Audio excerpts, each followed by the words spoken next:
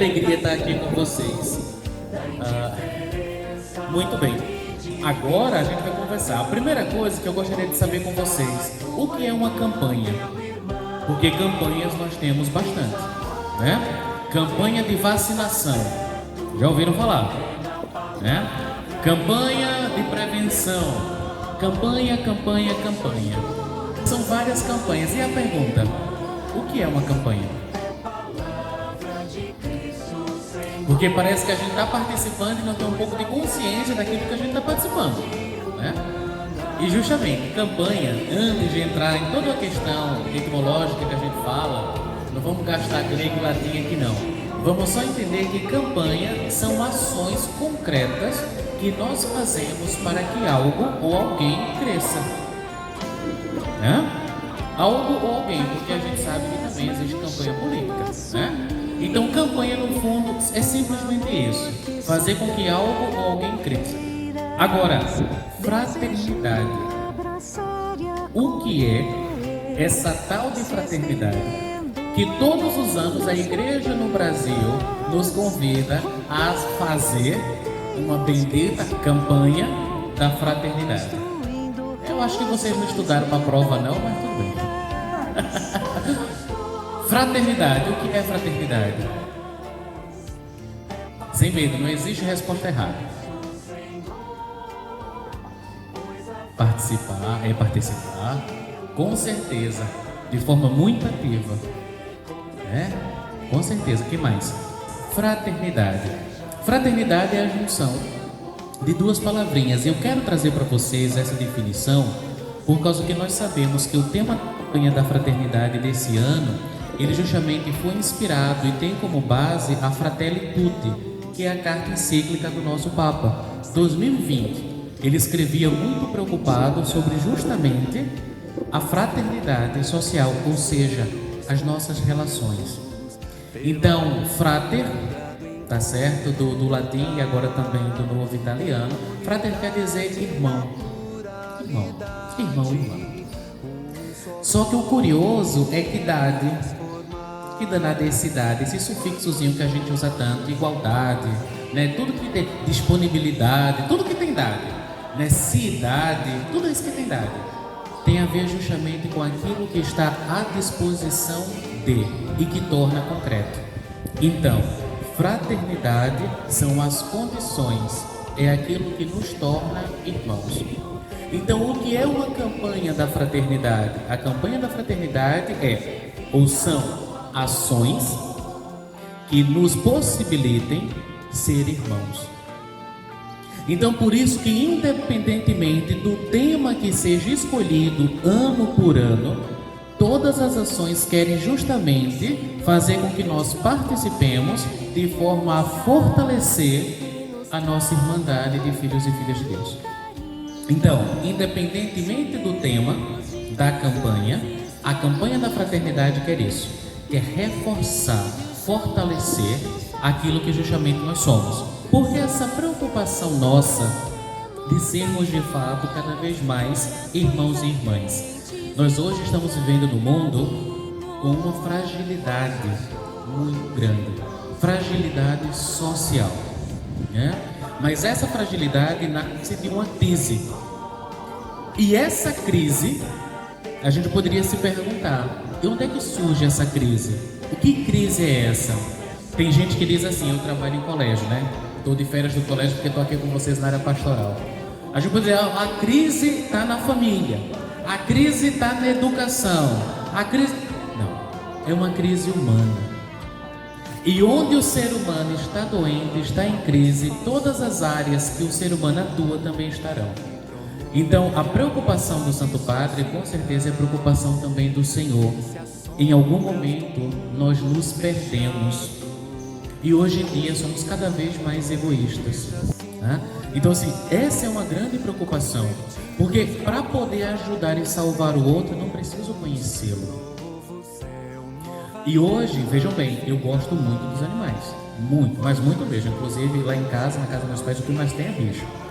A questão é que hoje é muito mais fácil do ser humano salvar um cachorro que está preso ou amarrado na rua do que salvar um outro ser humano. Então a dignidade da vida humana, ela está se perdendo, e é isso que a gente precisa resgatar. É para salvar os bichinhos, claro, até porque eles não falam, coitados, né? Precisa, tá no sol, dá água, tá acorrentado, desamarra. Mas se eu sou capaz de fazer isso com um outro ser, de uma outra espécie, por que eu não sou capaz de fazer isso com um semelhante? Com alguém que realmente eu vejo que é igual a mim? Então essa é a grande preocupação nossa hoje. Estamos, e aí traduzindo um pouco aquilo que o padre falava, vivendo a cultura do urubu, né? É isso, Tiago, não quer com a cultura do urubu, é muito simples. É justamente a tragédia do outro, a tristeza do outro da Ibope, e eu começo a ganhar likes em cima daquilo. É isso. Em que momento nós nos perdemos? Em que momento nós deixamos de ser de fato o que somos, seres humanos? Na era da tecnologia, todo mundo aqui tem um celular na mão. Minha mãe tem 65 anos. Ela odeia esse tal de WhatsApp. Tanto que o celular dela, por mais que a gente quisesse dar um novo digital, né? Não, ela quer só com o botão, que ela diz, ó, eu só quero ligar e desligar. Né? E às vezes eu fico me perguntando muito isso. Por que, né, que hoje, verdadeiramente, numa era tão tecnológica, nós estamos infelizmente, porque eu me incluo também, cada vez mais conectados também com aqueles que estão lá, longe. E aqueles que estão perto de nós, do nosso lado, estamos cada vez mais distantes. Né? Estamos falando de fragilidade agora social. Quantas vezes nós vemos um restaurante, em qualquer lugar que nós vamos, nós estamos ali, às vezes, à mesma mesa, sentados, 4 amiguinhos, todos tirando foto do prato, postando, e são incapazes de conversar entre si. Mandam mensagem no grupo, respondem pelo grupo, mas são incapazes de conversar entre si ali. Fragilidade social. Por isso que existe hoje, neste ano 2024, uma campanha que nos faça resgatar o verdadeiro sentido do que é sermos de fato irmãos e fraternos. Tem remédio? Tem. É acabar com a tecnologia? Não. É dar à tecnologia o devido lugar. O ser humano vale mais. E você sabe daquele ditado que diz assim: em terra de cego, quem tem olho é rei? Eu tenho outro que eu gosto muito, não é meu não, viu? É que eu também não sei a fonte que a gente escuta por aí, eu acho que foi no Uber. E o Uber, geralmente a maioria dos Uber são filósofos, né? Pensa um pouco para filosofar muito bem. E o motorista dizia assim: olha, nessa época de tecnologia, de inteligência artificial, quem tem alma é rei. Olha só, quem tem alma. Ou seja, a única coisa que um robô não pode ter é justamente a alma. E é justamente a nossa alma, o nosso espírito, né, o nosso ser completinho, que faz de nós o que somos, seres humanos. Então, nessa época de fragilidade social, eis justamente aí o nosso convite, pede a Jesus Cristo. Basta ler os evangelhos, basta ver como Jesus fazia. Tenho certeza disso. Será que na época de Jesus, se existisse celular, ele tiraria selfie? Com certeza tiraria. Com certeza postaria. Seria até famoso no Instagram, como se diz a história. Mas ele jamais deixaria de tratar o ser humano como ser humano. E eu tenho certeza que diante de qualquer necessidade, a vida, assim como ele fez há 2000 anos atrás, continua fazendo hoje. A vida vem em primeiro lugar. Porque não é pecado, não é problema você ter redes sociais. É saber como administrá-la. Minha vizinha já chegou aqui, isso aqui está sendo gravado, né? Minha vizinha já chegou a queimar o feijão, né? Tava tão intertida no zap que queimou. Pois é, ela depois me pega. Muito bom. Agora, 2 palavrinhas novas que eu gostaria de trazer para vocês também, que é uma preocupação que eu entendo da leitura, mas eu trago também agora, né, a um nível um pouco mais pessoal, digamos assim. Falando ainda da campanha da fraternidade. Qual é o tema da campanha da fraternidade 2024? Muito bem, fraternidade e amizade social. Olha, esse negócio de ditado, essa prova oral tá meio complicado, viu? Viu só? Então vejam bem, hoje virou moda uma palavrinha que se chama empatia. Já ouviram falar em empatia? Né? Nossa, é preciso ter empatia. É preciso ter empatia. É preciso ter empatia. É preciso ter empatia. Eu estou de acordo, é preciso ter empatia. Só que outra palavrinha que vem do lado, junto, casado com empatia, se chama compaixão. E eu vou dizer a vocês por quê. Dentro daquilo que nós chamamos hoje, queremos viver uma fraternidade, uma amizade de fato social, não adianta nada eu querer simplesmente estar do lado sentindo com o outro o que ele sente. Não serve. Não serve. É preciso a compaixão, porque a compaixão move a mim e irá mover a vocês também a mudar de vida. Uma congregação religiosa, amigas minhas inclusive, elas foram em uma assim, imagina a periferia da periferia, uma comunidade muito carente lá em São Paulo, mas assim, carente ao ponto assim realmente. E elas chegaram, as irmãs, e começaram a construir uma casinha de palafita para elas, tentando entender o voto de pobreza, aquela missão e tudo mais, estar junto com os mais favorecidos. O próprio povo, que era tão pobre quanto, chegaram para ele e disseram: irmãs, o que é que vocês estão fazendo? E as irmãs disseram: não, a gente veio aqui viver junto com vocês a pobreza. Eles disseram: basta, aqui já tem demais. Nos ensinem a como sair da pobreza. Não venham sofrer conosco. É diferente. Então a empatia, tudo bem, me congela e me faz sentar do lado do outro. Vou ficar lá. Tá, estamos sentindo o que você está sentindo, mas é a compaixão que me move. Jesus, ele teve empatia, mas a sua compaixão foi ainda maior, porque ele não só sofreu com o outro, assim como sofreu por nós, mas também todos aqueles que se encontraram com ele mudaram de vida. Todos. E aqueles que não quiseram, ele continuou amando, mesmo que ele ficasse triste. Lembram do jovem rico que tinha muito dinheiro? Senhor, olha, eu já fiz de tudo. Obedeci pai e mãe, guardei os mandamentos, eu fiz de tudo. Jesus disse assim para ele: filho, agora só te falta uma coisa. Vende tudo que tem e dá aos pobres. Aí tu vem depois de mim e me segue. Aí ele baixou a cabeça e foi. E o texto é muito lindo, porque o texto diz assim: Jesus olhou para ele com compaixão. Jesus não condenou, né? Então, Jesus não condenou, olhou para ele com compaixão. Outra passagem muito linda que eu gosto, que fala também sobre a compaixão, é quando Jesus ele desce da barca, porque ele está querendo ter um minuto de descanso que o povo não deixava. Ele desce da barca e olha para o campo e vê aquele povo todo, né, sedento. E Jesus fica ali porque ele sentiu compaixão. Aquele povo estava como ovelhas sem pastor. Então, meus irmãos e minhas irmãs, é bom que nós possamos conceber no coração mais que na cabeça o que transforma a nossa realidade e o que transformará a nossa sociedade em uma verdadeira fraternidade será justamente a compaixão. Enquanto não soubermos e não fizermos verdadeiramente aquilo que o Senhor fez, não iremos conseguir. Outro ponto, agora muito massa também, que eu gosto bastante e que às vezes nós esquecemos. A campanha da fraternidade, ela tem início quando? Quarta-feira de cinzas. E aí vem a grande pergunta: quando é que ela termina?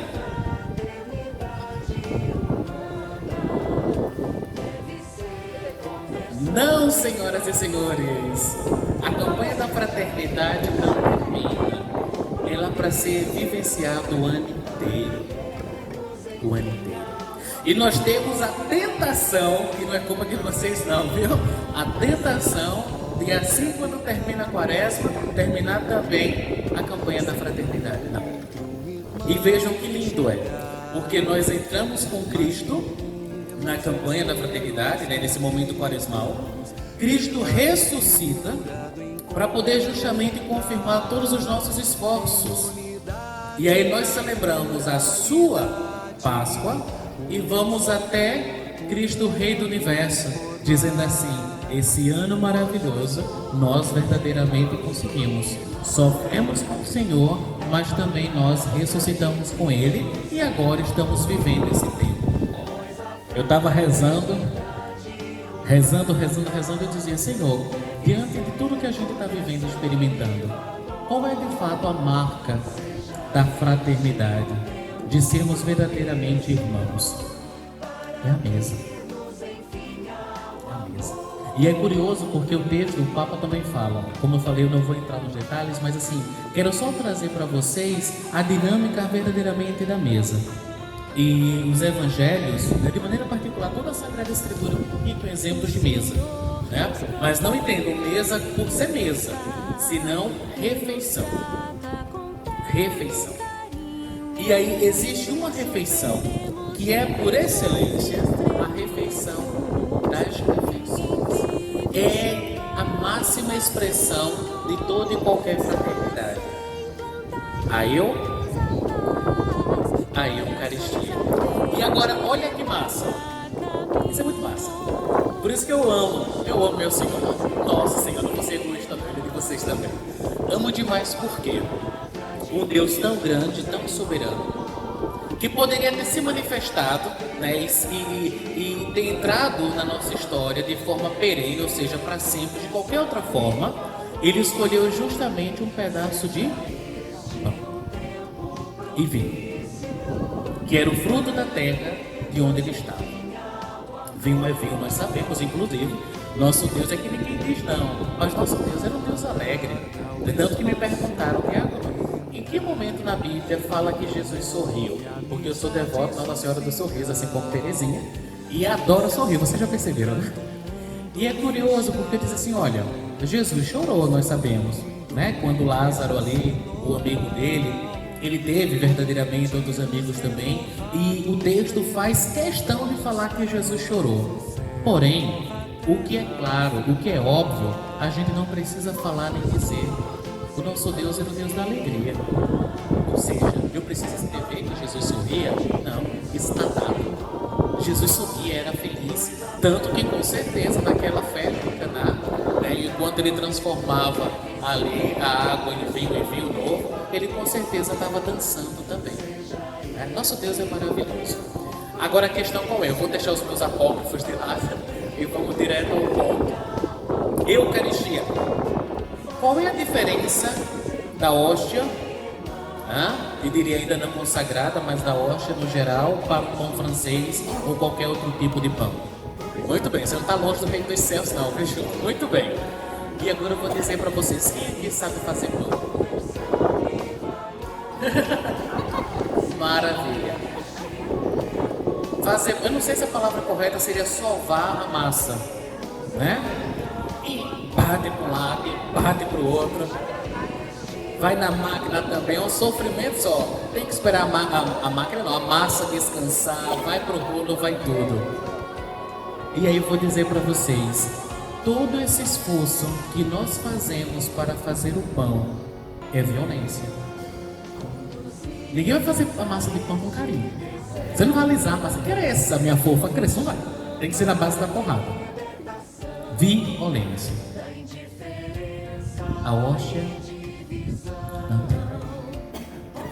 Pão sem fermento, sem levadura. Olha que massa.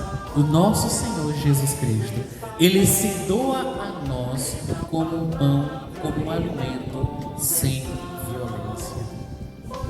Olha que lindo. Que Deus é esse que entra no nosso tempo, na nossa eternidade e nos alimenta de tal forma que a gente inclusive pode até passar o dia inteiro sem precisar comer outra refeição. E esse Senhor chega para nós e diz assim, olha, eu me dou livremente, sem nenhuma violência. Eu me entrego a você e te alimento. Esse Deus é lindo demais. E Ele nos convida a sentar com Ele à mesa. Fraternidade. É o único lugar, a mesa da Eucaristia, o único lugar, inclusive me arrepio, onde não existe mãe, não existe pai, não existe avó nem avô, não existe namorado, noiva, todos irmãos, porque só um é o Pai, só um é a refeição e só um é aquele que serve. Não existe empregado nem patroa, só na Eucaristia. Então, quando nos perguntarmos qual é verdadeiramente o símbolo da verdadeira e real fraternidade, é a Eucaristia. Quando todos ao redor daquela mesa, ricos e pobres, brancos e pretos, todos são literalmente irmãos. E o curioso é que esse Deus, ele reza para que nós estejamos ali. Uma vez que você faz a sua primeira Eucaristia, e com a graça de Deus que não seja a última, o seu lugar fica reservado para sempre. Ninguém ocupa o seu lugar à mesa, é seu. E ele reza e pede todos os dias para que você venha e se sente à mesa com ele. Agora, sabe o que é mais curioso? É que ele não grita, ele convida. Então, meus irmãos e minhas irmãs, para acabar esse momento gostoso, e a gente está tendo mais 2 celebrações lá na chave, gostaria somente de reforçar isso com vocês. A fraternidade nos torna irmãos nesse mundo tão caótico que estamos vivendo. E poderíamos nos perguntar, mas diácono, e aqueles que não comungam? E aqueles que são de outras religiões? Não se preocupem. Assim como Deus quis fazer morada em nós, o próprio Deus é responsável, e Ele já o fez, de entrar também no coração dos demais. Sem julgamento, sem juízo, porque no final das contas, o Senhor diz para nós: na casa do meu Pai há muitas moradas. Então, o que Ele nos pede e o convite que Ele nos faz, façamos o bem, façamos o bem. Amemos, amemos, o resto é com Ele. E eu tenho certeza que quando chegarmos lá no céu, depois de vivermos verdadeiramente como cristãos aqui, como fraternos aqui, não vai ter bandeira de nenhuma igreja, não vai ter bandeira de nenhum movimento, de nenhuma pastoral. Só vai estar lá escrito, uma letras enormes, numa faixa muito grande: bem-vindo, meu filho, bem-vindo, minha filha. Que é isso que o Senhor espera de nós. Louvado seja nosso Senhor Jesus Cristo!